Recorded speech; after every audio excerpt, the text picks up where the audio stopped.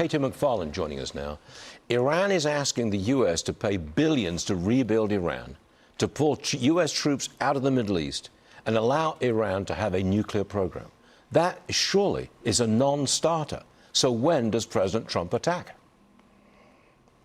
Well, first of all, don't believe what Iran is saying publicly. You don't know what they're saying privately. And clearly those terms are an absolute non-starter. So President Trump's got the options. As he says, he calls all the cards. He could start the attacks tomorrow. He could start them never. The important part of what's happened in the last 48 hours is that the Gulf Arabs are involved. It's the Gulf Arabs, Saudi Arabia, Qatar, Bahrain, UAE, who came to President Trump and said, please delay. We're negotiating and we think we could potentially have a deal. Now, why does that matter? Well, remember, the Gulf Arabs, Iran's been attacking them. So somehow if the Gulf Arabs are in a position of talking to Iran, that's probably a pretty good thing. The other thing is that the Gulf Arabs are on our side. They're fighting with us, with Israel, against Iran, and they probably have more stringent requirements of any Iran deal even than we do.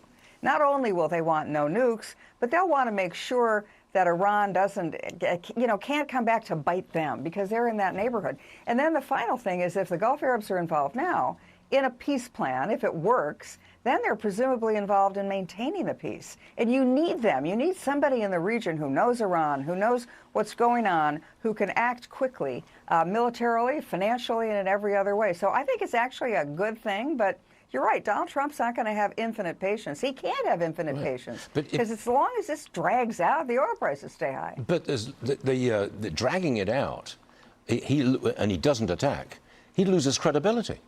Because if time and again and again and again, everything's paused and laid off and delayed, you lack credibility. Will you ever perform? Yeah. Well, he's not going to, I don't think this stretches on for much longer. The next 48 hours, 72 hours are going to be very important.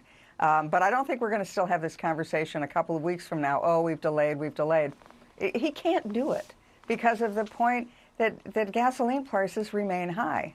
The other thing, though, that's important to watch is one of the reasons he wanted this ceasefire, this sort of pause, this gap between Operation Epic Fury and whatever the next operation is going to be called, is the War Powers Act. It stipulates that there's 60 days of combat operations, and then Congress has to weigh in. Congress has to approve it. Now, maybe this is a constitutional issue, maybe not, but by having a month-long, 2-week, 3-week-long ceasefire, President Trump has allowed the clock to be set back to 0. So then he'll have another 30, 60 days to deal with whatever happens next. Not to mention, the midterms are coming 6 months away. That's it. That's it, and he knows it. Yeah. And I think he really knows it because in his first term, he lost the midterms. He doesn't want to lose them again. Okay.